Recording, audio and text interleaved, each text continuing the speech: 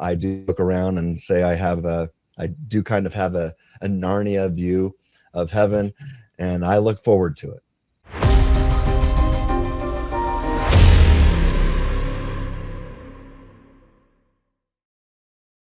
Dr. Craig's exactly right that the problem of animal suffering does nothing to refute the kalam, does absolutely nothing to refute the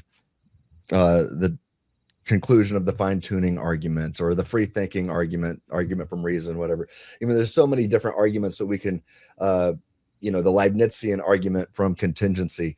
You bring up the problem of animal suffering or any other problem of evil, and these things do absolutely nothing to these conclusions, these theistic conclusions.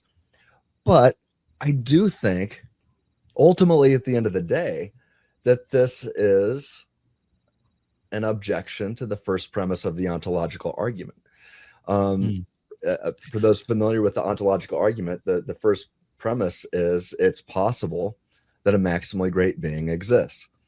Well, it seems to me that what Alex is doing here is saying, wait a second, no, it's not possible.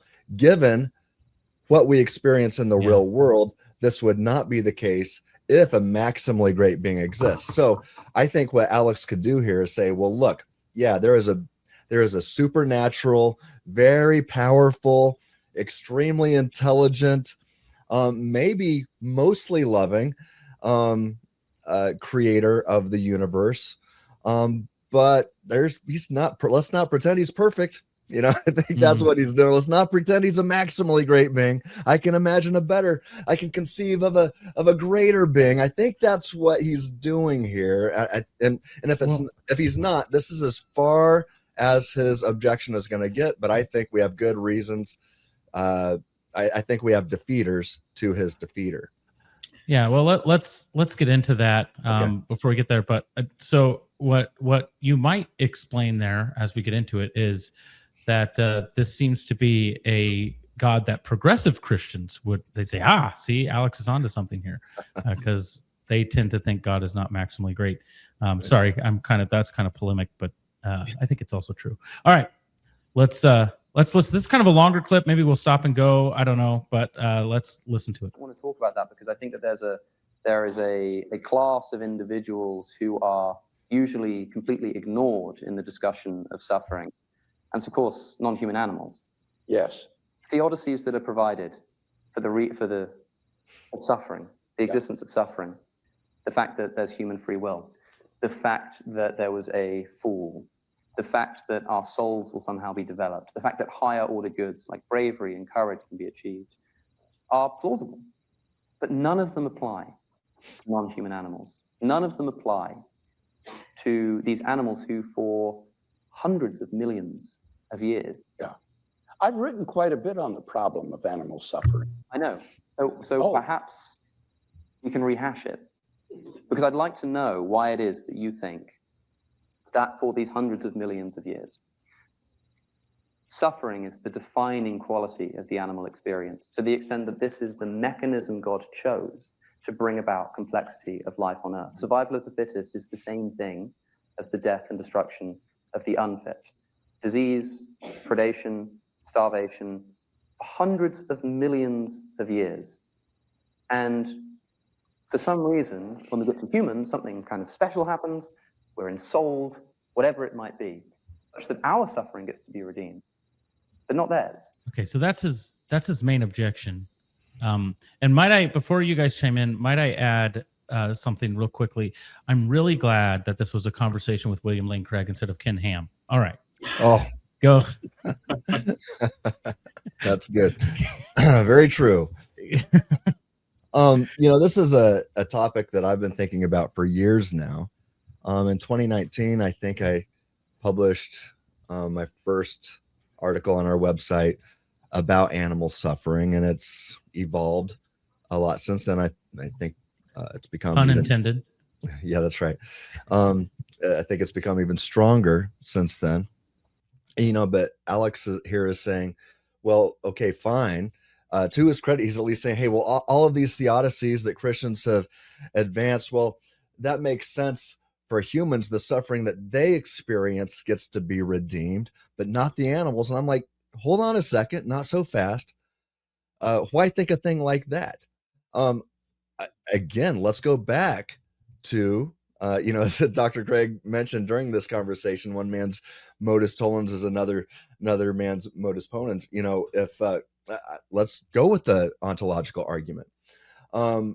Given that the ontological argument is sound, I think we can use that to say, well, on some of these things, and say, well, wait a second, what would a maximally great being do here with animals? Would he allow their suffering to go on unredeemed? And here, I guess I would agree with Alex, and I said, no, I don't think he would do that. And so therefore I argue that things do wind up well for the animals as well. I argue that all animals go to heaven, number one, and I've got arguments for this that are also backed up biblically, right? So I have two different ways I go about this. I'll argue biblically, and then I'll argue based on the ontological argument, perfect being theology. And in fact, at this next year's Evangelical Philosophical Society, Phil Kahlberg and I are presenting a paper where we're starting with the ontological argument, and then we're going to unpack how we can get all of these different Christian theological propositions, beliefs, statements, without even touching scripture. Things like a Trinity, things like the incarnation. How can we get Christmas? How can we get Easter? Can we get this even if we didn't have a Bible? And I think we can even apply this to animals then. And so, look, number one, I argue that God has really good reason. If God is perfectly loving, I argue that God allows all kinds of evils and all kinds of suffering to happen in the world. And I'll share this argument here shortly. And then I go beyond that and I say, and here's why he allows animals to experience suffering and how their suffering can be redeemed. So there's so much of what Alex is assuming here that goes into his argument raised against the knowledge of the Christian God, or at least the maximally great being, that I'm just going to say, not so fast. I disagree with that, and I'm going to give you reasons why I disagree with it.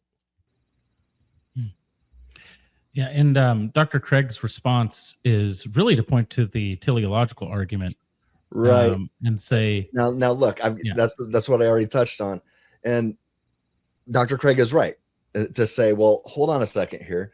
This does nothing to the conclusion.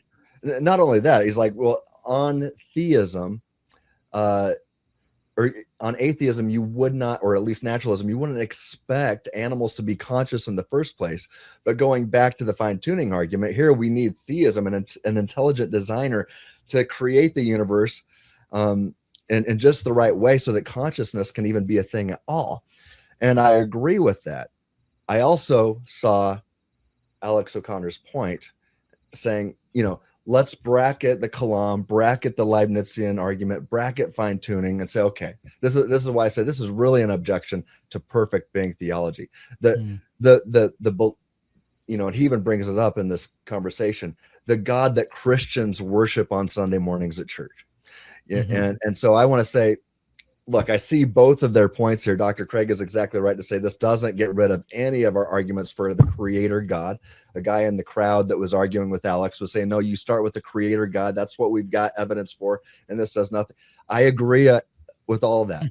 But Alex's point is this a good God? All right. Yeah. We have this intelligent creator of the universe who fine-tuned the whole thing. Is he perfect? Is he perfectly loving? Is he good? That's a different question.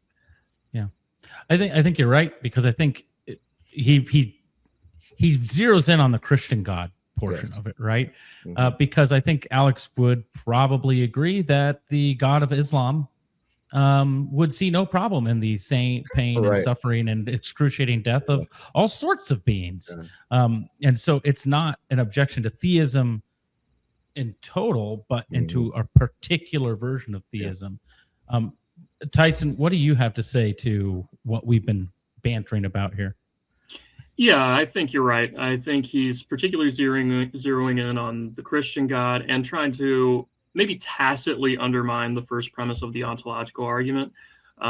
because, we're talking about how they didn't have enough time to address all of the other arguments. But really, if you can show that the idea of God or some feature of reality is inconsistent with the existence of God, then you don't need to go through all of those other arguments, right? Then you just have a good reason to believe that God doesn't exist. It's kind of like when people ask, why are you a Christian? You haven't studied all those other religions. Well, that's true. I haven't studied all other religions, but I have really good reasons to believe that Christianity is true. And if Christianity is true, then these other religions are false by definition, right? So yeah, that's kind of the point here, I think, is that, if Alex does his job well, then he can undermine the motivation for believing in God at all. Yeah.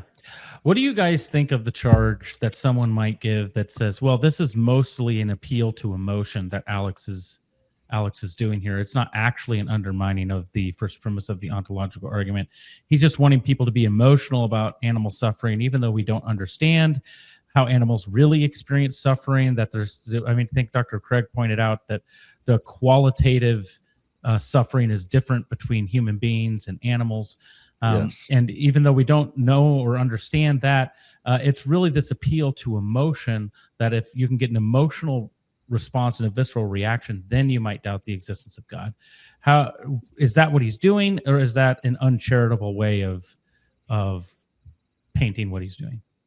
Yeah, to an extent. I mean, there are evidential problems of evil that, they don't go as far as to say that the idea of God is logically incoherent, but they will say that certain aspects of reality make it improbable that God exists.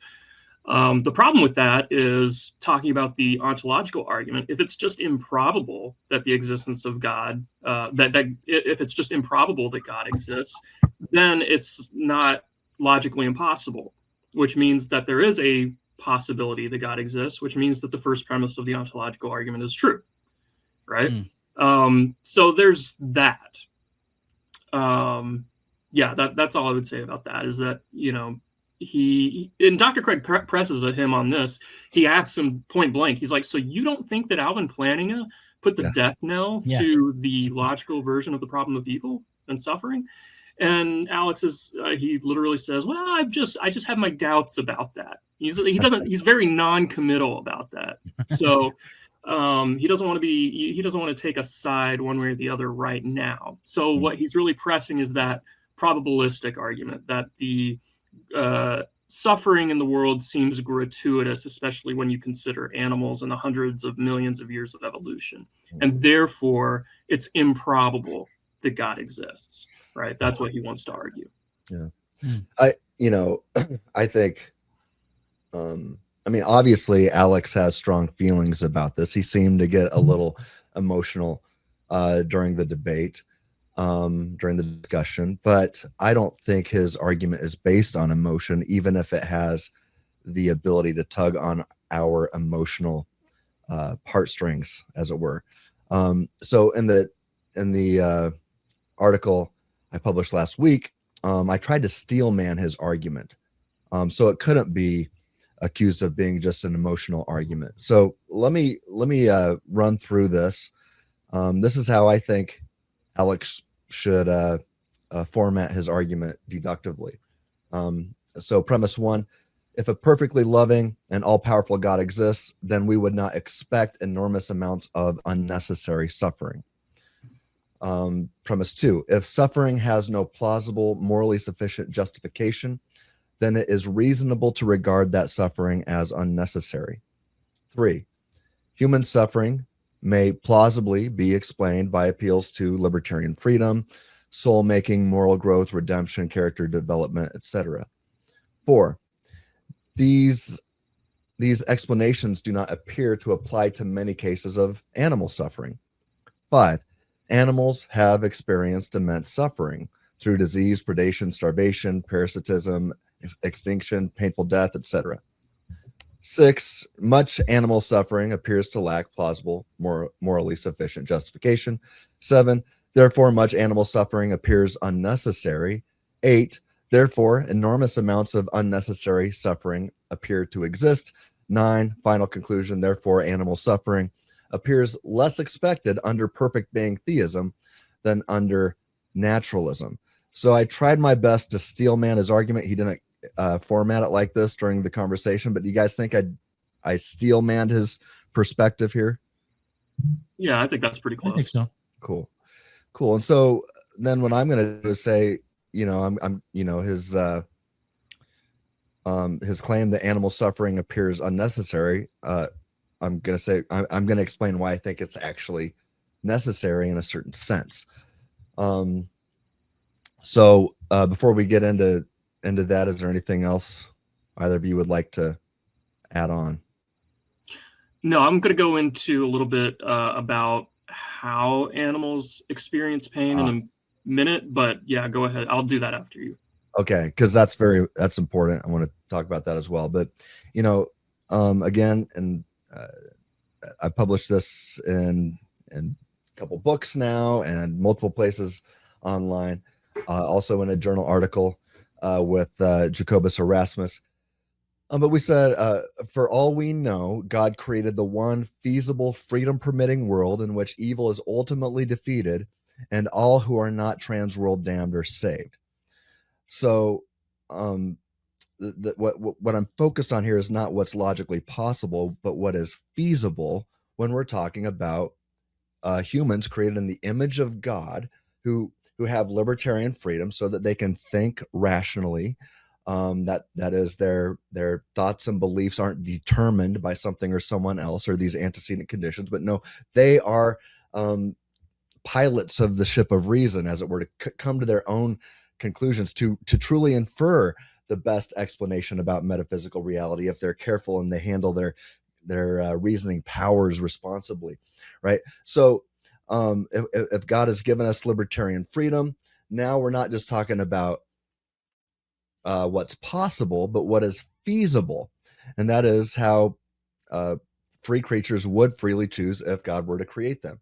So again, let me say what the main point there. I said, for all we know, God created the one feasible, freedom-permitting world in which evil is ultimately defeated and all who are not trans-world damned are saved. And I say that a perfect, loving, powerful, maximally great being would create that world even if it's suffused with finite amounts of suffering and all kinds of suffering, and that would include even animal suffering. Hey, we hope you're enjoying the conversation so far. Hey, please do us a favor. Check and see if you're subscribed. If you're not, a lot of you aren't, but if you're not, please subscribe, hit that notification bell. We'll get back to the episode in just a second, but we can only exist also because of viewers like you, people who support our channel. So you can go to freethinkingministries.com/donate and you can be a part of the team. We'd love to put you on our email list as well. Okay, now back to the conversation. That's going to lead to an argument I've advanced. Again, you can find this in my recently published book. Premise 1, if God is omnibenevolent, perfectly loving, then he desires genuine eternal love relations or relationships with humans. Premise 2, if God desires genuine eternal love relationships with humans, then he creates humans with libertarian freedom because 2.1, genuine eternal love relationships, among other goods, necessarily require libertarian freedom. 3, if God creates humans with libertarian freedom, then he permits humans to experience all kinds of suffering because 3.1, evil and suffering can result from libertarian free humans, and 3.2, God created a world in which he knew, middle knowledge, that unless he permitted all kinds of suffering, some would not freely choose, libertarian freedom, to eternally preserve the suffering-free state of affairs in the new heavens and the new earth. And I point to 2 Corinthians 4:17 for biblical backing there. Premise 4, God is omnibenevolent, perfectly loving. Final conclusion, therefore, God permits humans to experience all kinds of suffering. Now notice what follows from that. Moral evil, natural evil, divine hiddenness, seemingly gratuitous suffering, and yes, our awareness and knowledge that animal suffering is real. So now, it doesn't just end there with animals, but I talk about how even Alex seems to be learning from the pain that animals endure. I know that I have by watching my own pets, my beloved pets. I learn from their suffering. I don't like it. When I wake up in a perfect state of affairs, on the other side of death, where I'm looking into the eyes of Jesus and I realize my knees don't hurt anymore. And I realize that nobody else is suffering anymore. And then I realize all the animals are flourishing. And I even see my old dog Rondo, and he's no longer suffering. Am I going to take that state of affairs for granted and wreck it like Adam and Eve, Satan, and a third of all the angels seem to do? No, I'm going to do everything within my power to keep this perfect state of affairs perfect. So I like to say I'll have the same power, the same ability that Satan had to rebel in the presence of God, but I never would. I could, but I never would, because now I'm too smart for that, because I think Paul alludes to this in 2 Corinthians 4:17 when he says these light momentary afflictions prepare us for an eternal weight of glory beyond all comparison. Well, why? Why do these light momentary afflictions and he lists he provides a whole list of all of his pain and suffering that he's gone through, and he ultimately died for his faith. But he knows what it meant to suffer. But he's saying that all of this pain, evil, and suffering and this affliction prepares us for eternity. Well, I think that's exactly how God uses it without determining us. I call it the perseverance of free saints. So look, that includes what we learn from animal suffering. Now, let me just add to this, and then Tyson, I'll let you talk about how animals suffer differently than we do. But I say that animal suffering is not the end of the story for animals, that their suffering actually is redeemed as well. So here's another argument. It's 9 steps, so hang with me. Premise 1, if God is perfectly loving, then God desires the flourishing of all creatures he creates. 2, God is perfectly loving, 1 John 4:8. 3, therefore, God desires the flourishing of all creatures he creates. 4, if a creature is not morally responsible in a desert sense, deserving of blame or punishment, then there is no justice-based barrier to its flourishing in the afterlife. 5, animals are not morally responsible in a desert sense.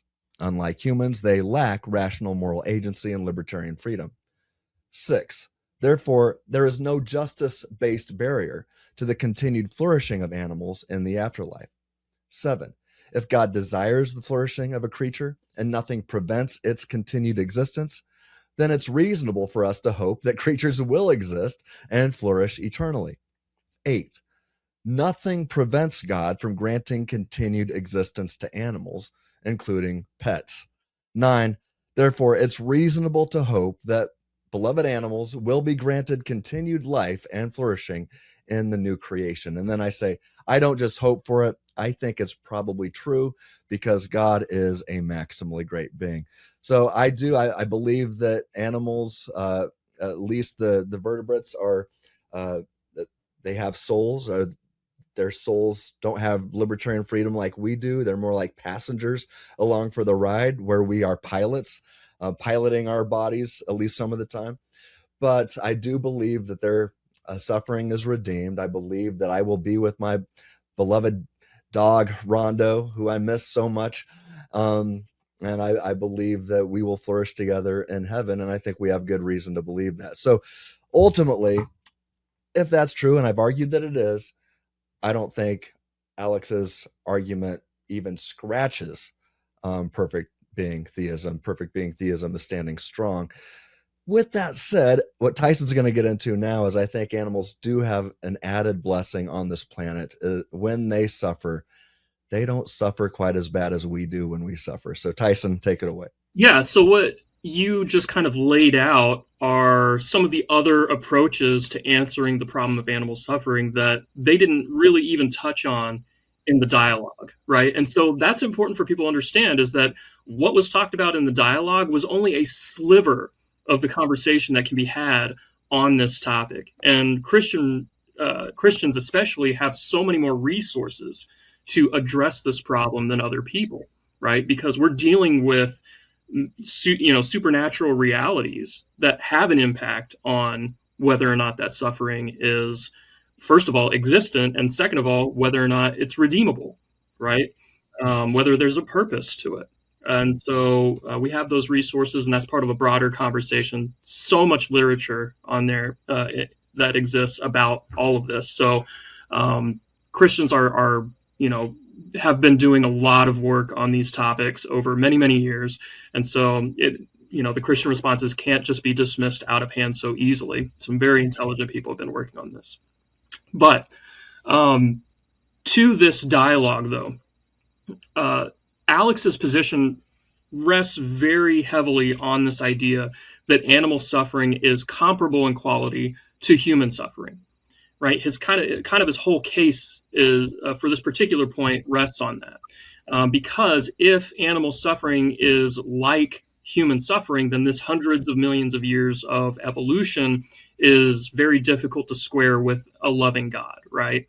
How could God? Why would he use this particular method of bringing about speciation or change, evolution, development of animals? That involves so much suffering. It just doesn't seem right for an all-loving God. The problem, though, is that he hasn't shown at all. He just kind of asserts that animals do, in fact, have similar quality of suffering to humans. But that's a huge assumption. And there's a lot of research now that, or actually Dr. Craig even says in the dialogue that this is a new area of research, a new field of study called animal consciousness. And, there's a lot of different opinions on this. It kind of reminds me of back in 1978 or 79, Thomas Nagel, the philosopher, asked the famous question in an article. The title of the article was, "What is it like to be a bat?" Mm-hmm. Right? And he spends 17 pages to say, I don't know. Nobody knows what it's like to be a bat. And that is because we have certain physiological properties that are completely different from a bat. A bat has echolocation. We have absolutely no idea what it's like to have that type of echolocation. We might be able to use echoing in a certain sense using our particular ears, but that's nothing like what it is actually like to be a bat. And so the first thing to say is animal consciousness is probably much, much, much different than human consciousness. So there is an article on the Reasonable Faith website there's actually the content of the response was written by Michael Murray. Dr. Craig invited Michael Murray to write the response in this article. It is Article 3, Question of the Week number 355, called Animal Pain Revisited. And I invite everybody to go read that article because he lays out some very, very important stuff that pertains to this particular topic. First of all, it's not even clear that a lot of animals have this consciousness of suffering. Probably most don't seem to. Yeah, because they just don't have the neural complexity to be aware or conscious of suffering. They might, all animals respond to what's called noxious stimuli. So noxious stimuli is just any sort of stimulus in the external world that could be detrimental to the well-being or life of the animal, right? All animals respond physiologically to noxious stimuli. But it's highly implausible that all animals consciously experience that noxious stimuli as painful, right?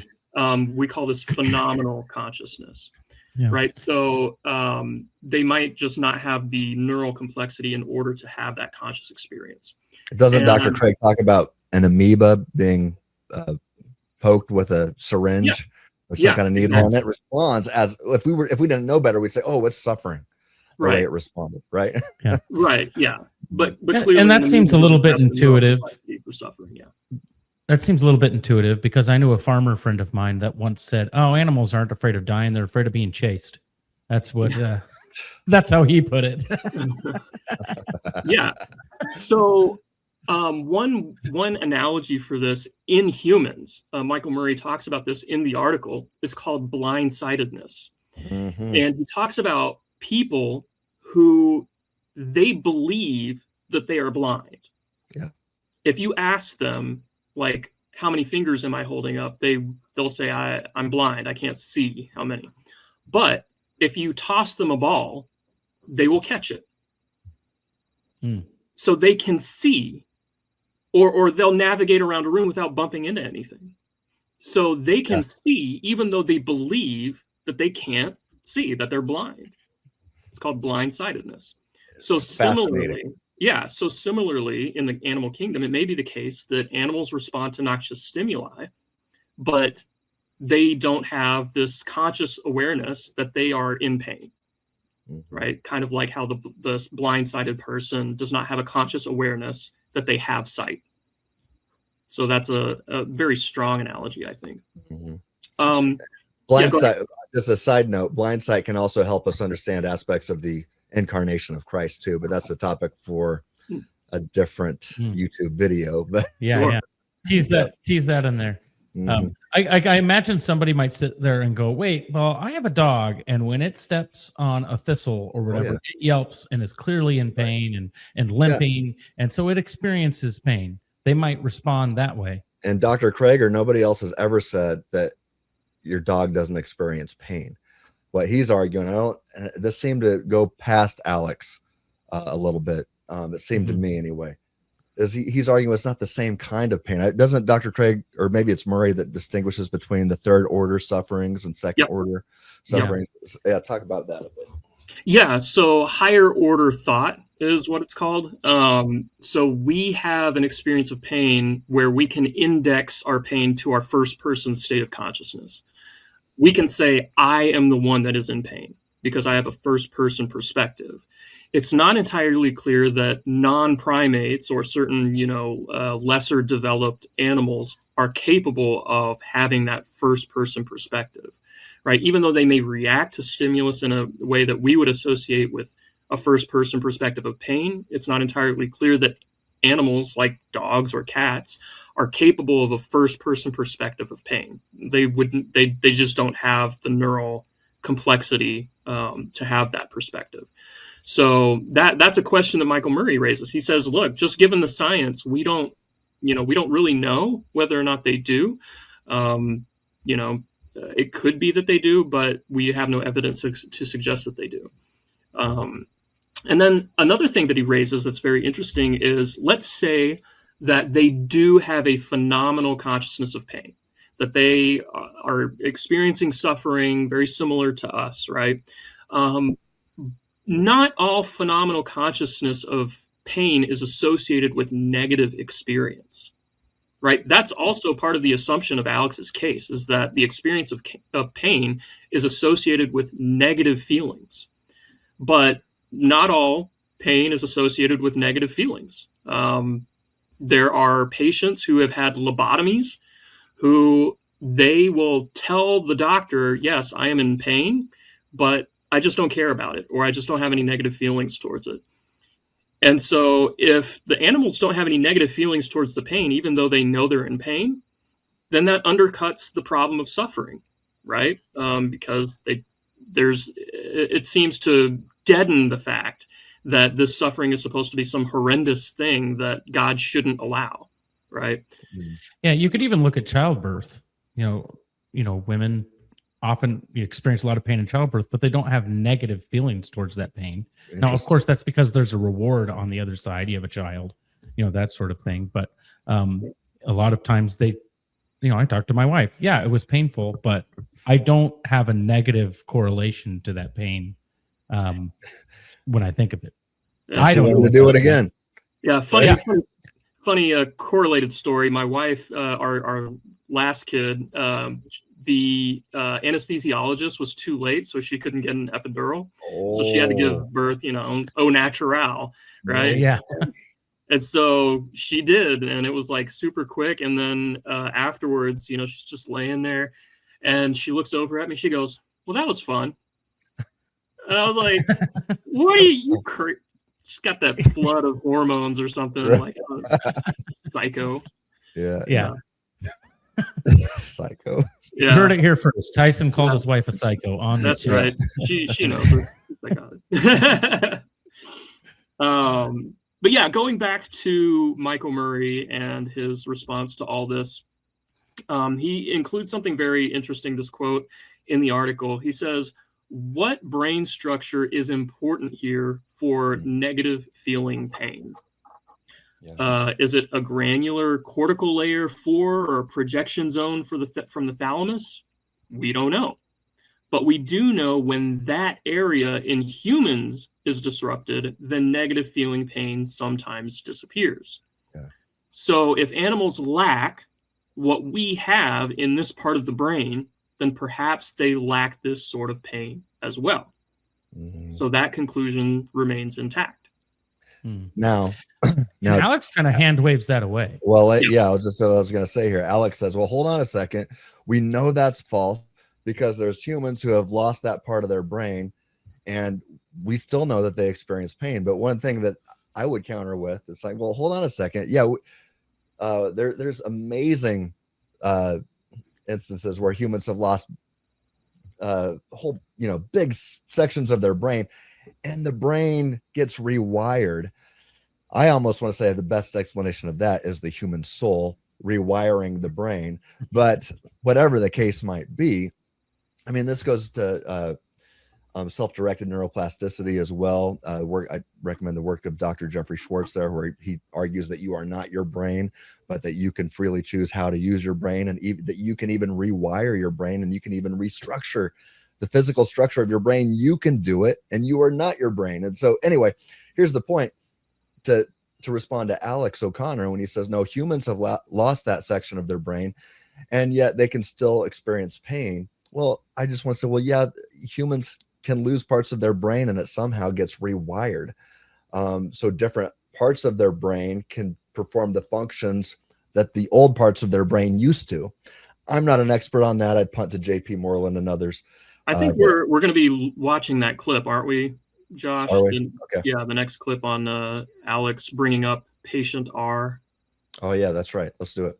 In Michael Murray's book that I cited before, he says that some people speculate about the development of the frontal cortex in the human brain that helps to give this first-person perspective. But in talking with Michael about this, he says this is very speculative. It's not just doesn't know, but there could be that. It's not just Final speculative. reply. Now, I think we're getting distracted here by. No, we'll jump on to the next question if we can. But the thing is, it's not just speculative. You said I could have a quick reply. It's not just speculative. It's not just speculative. I think it's incorrect. I think it's false.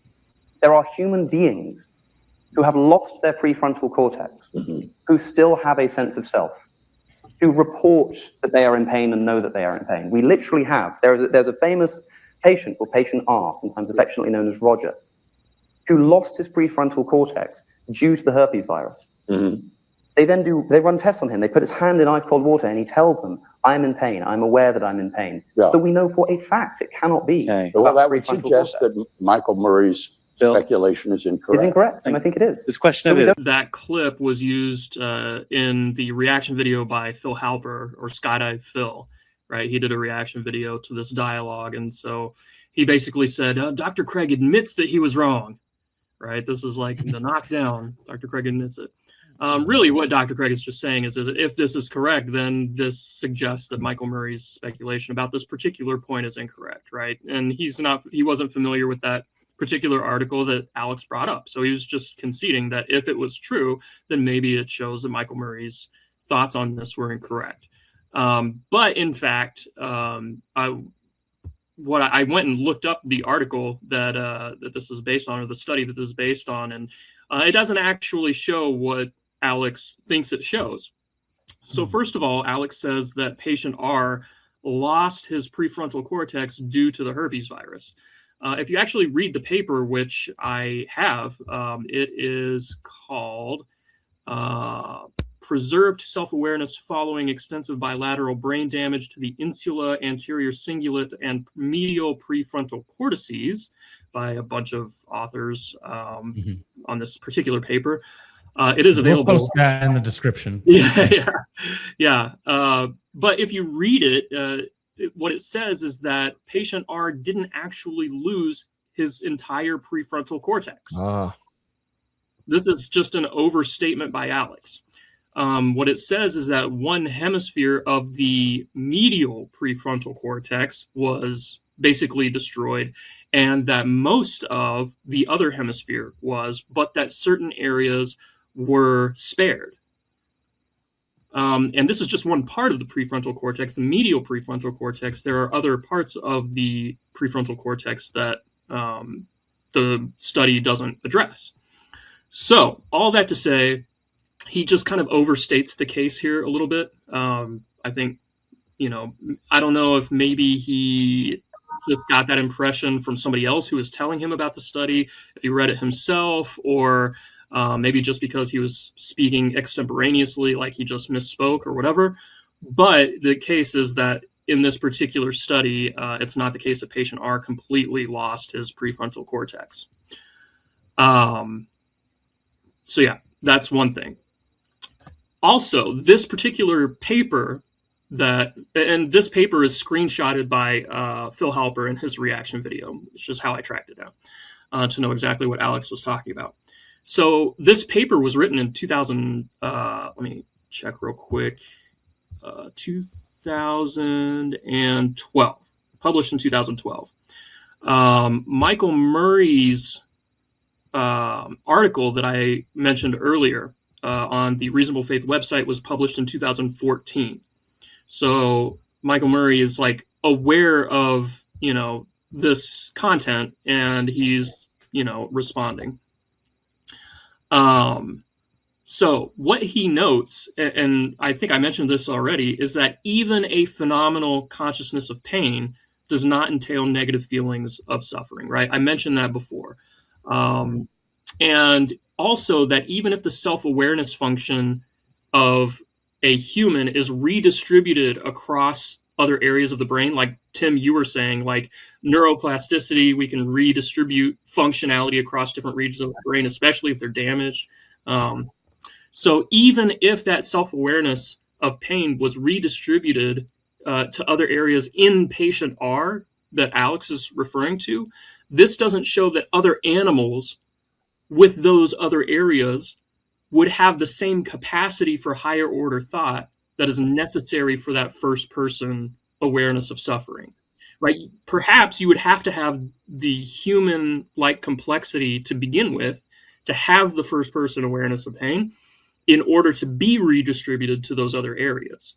So Alex has not at all shown that just because you have these other areas of the brain, that therefore you can still have the first person awareness of suffering like humans do.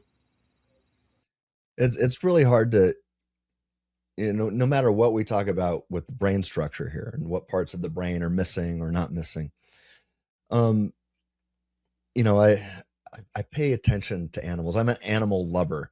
I talk about my dog Rondo all the time and how sad it was when he died a year ago or so. And now I have another puppy named Daisy and just love her so much. And I just, but I'm constantly watching and evaluating my animals and other animals. And it's really hard for me to believe that my animals could even form the thought, I am Rondo, and then, so then if you can't do that, then there does seem to be something different about I am in pain. And when you think about what makes our pain so bad, it's not just that, when we go through immense pain and suffering, it's often connected to the idea that it's somehow going to thwart our plans and what we had planned for us and for our futures and things like that. That's when it really gets bad. That when the things that we were hoping for now, because we've experienced this accident or got into a wreck or whatever, now I'm not going to be able to do these things. That's when it gets even worse. So look, I'm not discounting the fact that animals suffer and that animals experience pain. I'm saying they don't experience it to the levels that humans do. Humans experience pain and suffering in a way that animals don't, in a way that is much worse for us at times. Think about what it's like to be hurt from, morally, when a friend betrays you or something like that. It's often worse than if a friend was going to punch you. The emotional pain is worse than the physical pain. And I just think that there's kinds of sufferings and afflictions that humans go through that an animal could never go through and that they don't experience. So even if they don't, even if we're just completely on a different subject from how the brain is structured. But what would you guys add to that? Well, to kind of put a bow on it, I would say that this then becomes a point in Christian theism's favor, because it is the only religion in which the omnibenevolent God chose to come and experience that sort of pain and suffering in a way that most of us could never imagine. I mean, you talk about betrayal of a friend. Imagine the affectionate kiss of a friend to turn you into the hands of your enemies so that you could be slaughtered for the world to see, be blamed for all of the ills of the Jewish elites, and then go to your death on an execution device called a cross. So in that realm, once you reason it that way, then Christian theism seems to make the only sense, because then Jesus not only experienced the type of pain that animals experience, of course he did, but he experiences far and beyond any of the pain that even humans experience. Rejection of the very people that you created, that have rejected you and wanted to kill you. And so he experiences that pain even now as people reject him. I think God experiences the pain of being rejected by the creation that he so lovingly longs for. And far from being an imperfection, I think this not adds to, but you get what I'm saying, adds to the case, not adds to perfections, but adds to the case that the Christian God is the omniperfect God. So let's do one more thought from each of us on that realm, and then we'll tie a bow on this and close out. Let's give Tyson the last word. So I'll just say, again, I really appreciate the objection that Alex O'Connor raised. I saw a lot of Christians online just dismissing it, like, oh, this is just emotional, this shouldn't be taken seriously. And my response was, no, this should be taken seriously. There's a logical argument behind this objection. I tried to steel man it. If I didn't do so properly, I'd love to be corrected by Alex or anybody else. But with that said, if I did understand his objection correctly, I don't think it passes, because if Christianity is true, and if the ontological argument passes, and I think both are, I think it does pass. I think Christianity is true. I think that Jesus revealed in Scripture is a maximally great being, and if that's the case, then he would not allow gratuitous pain, evil, and suffering. I think it all plays a role in the redemption of humans and even animals. And that's why, because I'm a Christian, I have a reasonable hope that all animals do exist for eternity in a perfect suffering-free state of affairs. I do look around and say I do kind of have a Narnia view of heaven, and I look forward to it. Hey, don't click out yet. Seriously, if you like this little snippet, you're going to love the full episode. It's linked right there in the description. Go watch it when you're done here, or tap on one of these video recommendations for more stuff like this. If you're enjoying the content, a like and subscribe would mean the world, and it doesn't cost you anything. It helps us out a ton. Drop a comment too. Tell us what you thought. Thanks for hanging out. We'll catch you in the full vid.